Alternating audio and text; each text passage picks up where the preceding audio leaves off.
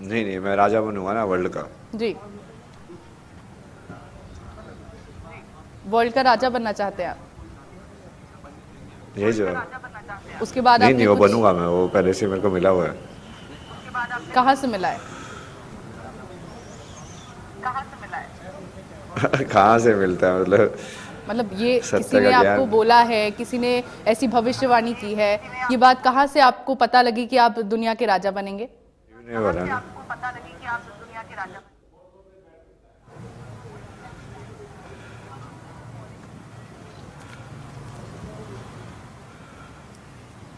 ठीक है, दुनिया का राजा आप बनना चाहते हैं, आप बनेंगे, आप कह रहे हैं ऐसा। आगे फिर आपने कुछ सोचा है, दुनिया का राजा आप जब बनेंगे तो क्या क्या बदलाव दुनिया के अंदर आप करेंगे? क्योंकि अभी बहुत सारी चीजें ऐसी है जो कि बदलने की जरूरत है। कई जगहों पर आपने देखा होगा कितनी सारी ऐसी चीजें हैं जहां पर बदलाव की बहुत ज्यादा जरूरत है। क्या क्या आपका मोटिव रहेगा तब, क्या क्या आपने सोचा हुआ है कि दुनिया के राजा अगर आप बनते हैं तो वहां पर फिर क्या बदलाव करेंगे? हाँ, इसका बताया ना मैंने, एजुकेशन सिस्टम का तो बेसिक बताया कि वो कैसे होना चाहिए। जी।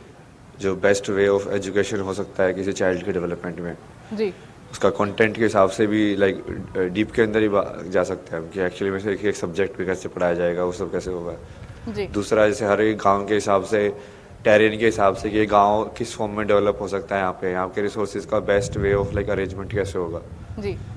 ताकि वो नेचर के साथ भी रहे और लाइक तुम मतलब उस रिसोर्स का यूज़ तो करना ही पड़ेगा इंसान को रहने के लिए, जी। बट वो बैलेंस भी बना रहे। ऐसा नहीं हो कि तुम वही सारा का सारा वन साइडेड लाइक लकड़ियाँ काट रहे हो या सिर्फ एनर्जी का दोहन कर रहे हो, बट वो वापस कुछ नहीं दे रहे हो एनर्जी में।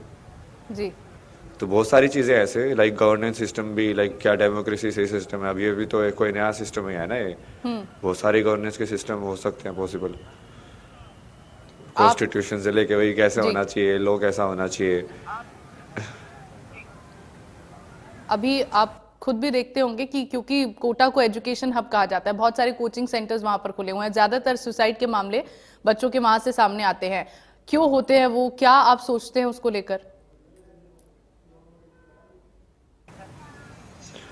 वही है ना, ये मोस्टली तो ये सोसाइटी और उनका प्रेशर होता है कि वो बस बच्चे को, ये वही है ना एजुकेशन सिस्टम में अभी जो दिक्कत है, मेन दिक्कत यही है कि हर एक बच्चे को एक मोल्ड में डाल रहे हो।